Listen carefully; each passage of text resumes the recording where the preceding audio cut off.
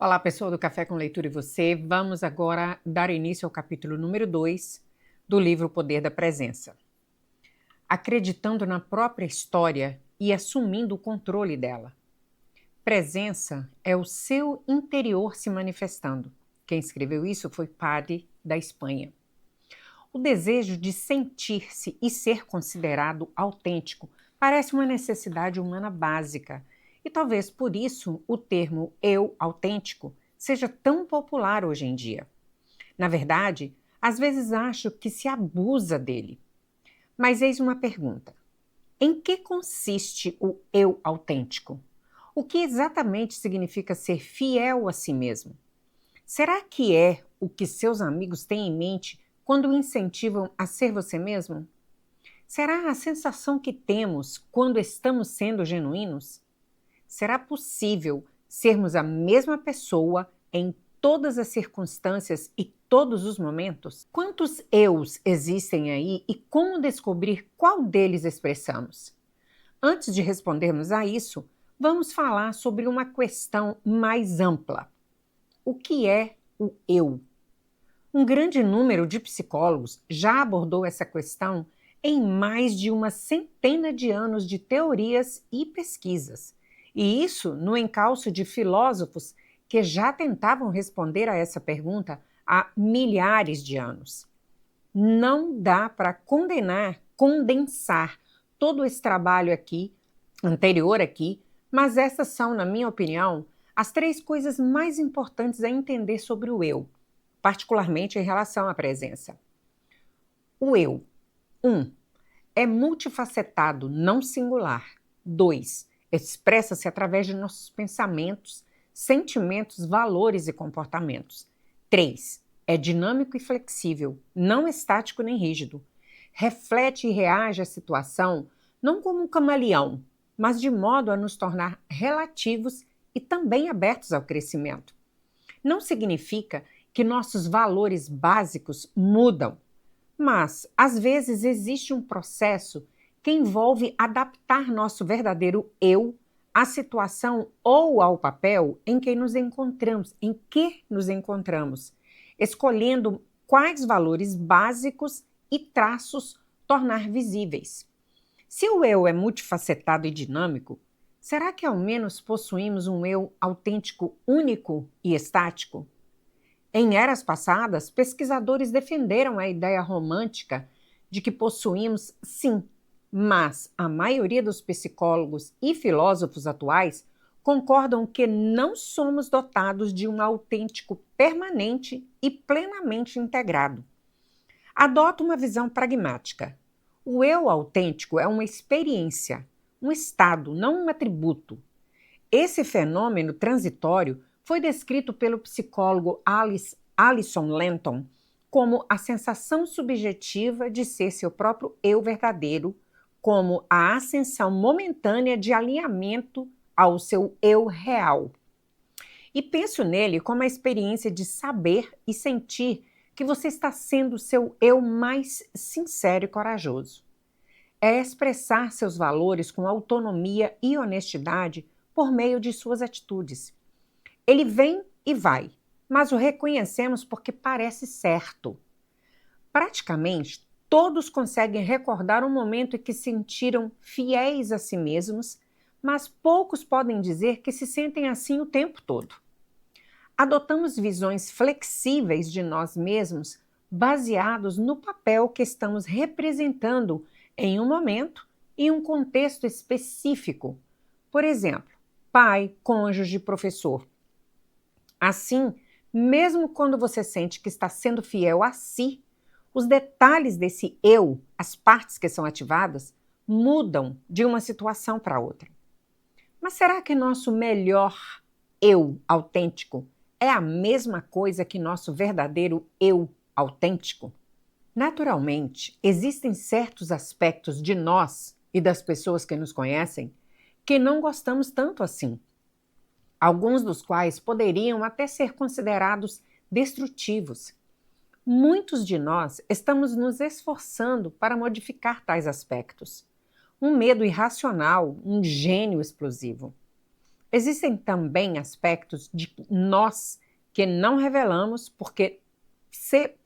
não porque sejam prejudiciais, mas porque não somos obrigados a compartilhar todos os nossos detalhes pessoais com o restante do mundo. E existem também aspectos que não são destrutivos para os outros, mas que tentamos mudar ou ocultar porque nos sentimos injustamente envergonhados deles, conforme relatados neste e-mail.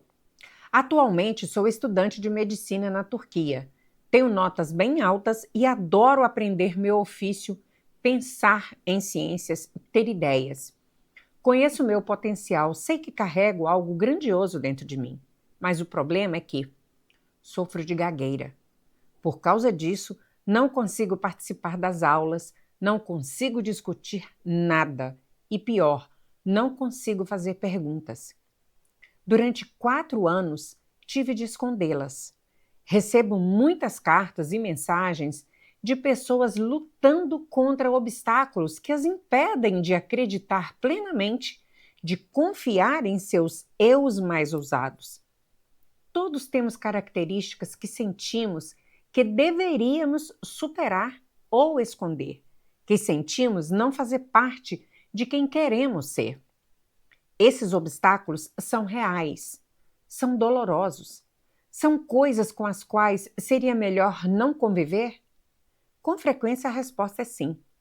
O que eu gostaria de sugerir, porém, é que embora possamos não querer incluir tais obstáculos, quando imaginamos nossos eus ideais, eles podem representar uma dimensão importante de nossos melhores eus autênticos. Eles nos desafiam, mas inegavelmente faz parte de nós. A lesão cerebral que sofri na época da faculdade não me tolhe muito hoje, mas sempre será parte essencial de quem sou. Não apenas por seu impacto físico sobre o meu cérebro e sistema nervoso, mas também por seus inúmeros efeitos sobre minhas experiências desde então.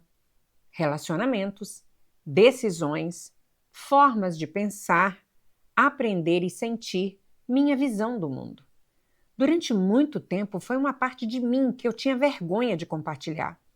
E isso me assombrou e me dominou. A adversidade física e psicológica nos molda. Nossos desafios nos dão vislumbres e experiências que só nós vivenciamos. E não quero ser simplista sobre isso. Existem coisas que precisamos não apenas aceitar, mas também adotar e até mesmo enxergar como pontos fortes. Embora possamos não ter optado por incluí-las em nosso conceito de eu, elas estão ali. E que mais podemos fazer se não assumi-las? Estamos nos aproximando, mas ainda não respondemos a pergunta: quem ou o que exatamente é nosso melhor eu autêntico e como fazemos para encontrá-lo quando precisamos? Talvez os pesquisadores que estudam o que deixa as pessoas felizes e eficientes no trabalho possam oferecer algum vislumbre disso. Eles tentam descobrir o seguinte: como trazer à tona o eu mais feliz e eficiente dos funcionários no local de trabalho. Laura Morgan Roberts, professora de comportamento organizacional e especialista na forma como as pessoas desenvolvem identidades positivas e autênticas no trabalho, explica que todos tivemos momentos em que nos sentimos inteiramente vivos, fiéis a nós mesmos e agindo com o nosso pleno potencial, e que nossas lembranças desses momentos são particularmente vívidas. Ao longo do tempo, ela e seus colegas escrevem: reunimos essas experiências num retrato de quem somos quando estamos em nossa melhor forma pessoal. Roberts orienta as pessoas no processo de criação desse retrato, ajudando-as a identificar capacitadores e bloqueadores, posturas, crenças e comportamentos que ajudam ou que prejudicam sua capacidade de evocar seus melhores eus. Por exemplo, eu poderia listar como capacitador: Sou craque em identificar temas em meio a ideias bem divergentes. Como bloqueador, eu diria: sou bem fraca em estimar quanto tempo será preciso para completar um projeto. Eis algumas das perguntas que Roberts e outros pesquisadores desenvolveram para ajudar a identificar nossos melhores aspectos. Recomendo que você anote suas respostas agora e que observe que não precisa limitá-las ao local de trabalho. Quais são as 3 palavras que melhor descrevem você como indivíduo?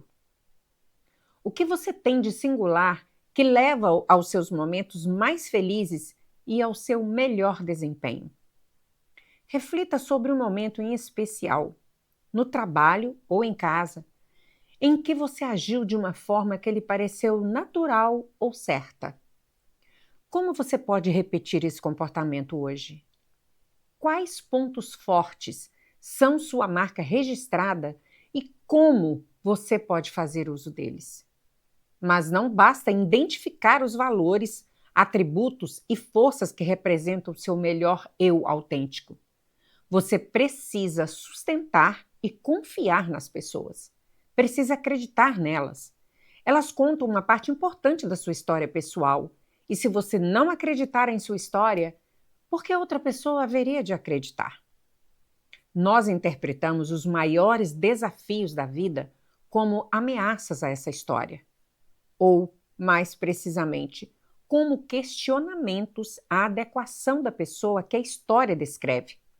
Momentos que ameaçam o eu tendem a se basear em sentimentos de reprovação ou rejeição social. Não ser aprovado numa universidade, perder um emprego, romper um namoro, cometer um erro diante de uma plateia, abrir o coração para alguém que reage criticamente. Interessante esse capítulo, hein?